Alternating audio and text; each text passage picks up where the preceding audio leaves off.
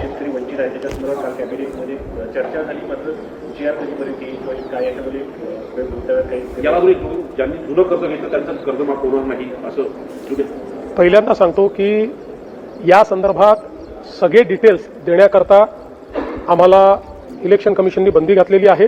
तथापि press note काढायला बंदी नव्हती म्हणून प्रेस नोटच्या माध्यमातून सगळे डिटेल आम्ही दिलेले आहेत. ते जर नीट वाचलं तर सगळे कन्फ्युजन दूर होतील. 56 लाख शेतकऱ्यांना 36,000 कोटी रुपयाची कर्जमाफी आपण करतो. यामध्ये ज्या लोकांनी यापूर्वी कर्ज घेतलेलं आहे, जे थकीत आहेत, असे सगळे लोक आपण कव्हर केलेले आहेत.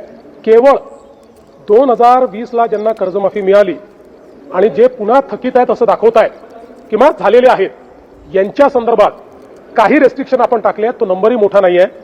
मला असं वाटतं की 9-10 लाख अशा प्रकारचे शेतकरी आहेत, त्यांनाही कर्जमाफी मिळणारच आहे. पण वारंवार म्हणजे 17ला मिळाली, 20ला मिळाली आणि पुन्हा 26ला, तर यातनं बँकिंग हे पूर्णपणे कोलॅप्स होईल. आणि म्हणून बँकिंगही कोलॅप्स होऊ नये आणि शेतकऱ्यालाही मदत मिळाली पाहिजे म्हणून त्यांच्यापुरतं काही अटी आपण टाकलेल्या आहेत. ज्या अटी जवळपास मला असं वाटतं 99% शेतकऱ्यांना त्याची अडचण पण येणार नाही.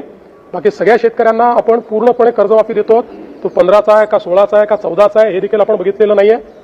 आणि 2 लाखापर्यंतची कर्जमाफी पूर्णपणे आपण देतो. कुठे अकोल्यामध्ये पण बघतोय आणि बरोबरच बोगस असे खाते काही बाहेर आले जातात. खतांच्या संदर्भात आपण यावेळेस थोडे रिस्ट्रिक्शन्स ठेवलेले आहेत. कारण आपल्याला कल्पना आहे की जागतिक परिस्थितीमुळे आपण खतं सगळी ही आयात करतो, त्यामुळे आपल्याला भरमसाठ अशा पद्धतीनं ती आणता येणार नाही. आत्ता जी लागतील तेवढी खतं आपल्याकडे आहेत, पण कोणी जर त्याचे साठे केले तर मात्र मोठी टंचाई तयार होईल. आणि म्हणून काही पॅरामीटर्स तयार करण्यात आलेले आहेत, काही अटी शर्ती ठेवण्यात आलेल्या आहेत, जेणेकरून आवश्यक तेवढं खत हे आमच्या शेतकऱ्यांना मिळालं पाहिजे. विशेषतः मिश्र खताच्या संदर्भात आता आपल्याकडे भरपूर उपलब्धता आहे. म्हणजे आवश्यक तेवढी, भरपूर नाही म्हणता येणार, आवश्यक तेवढी उपलब्धता आहे.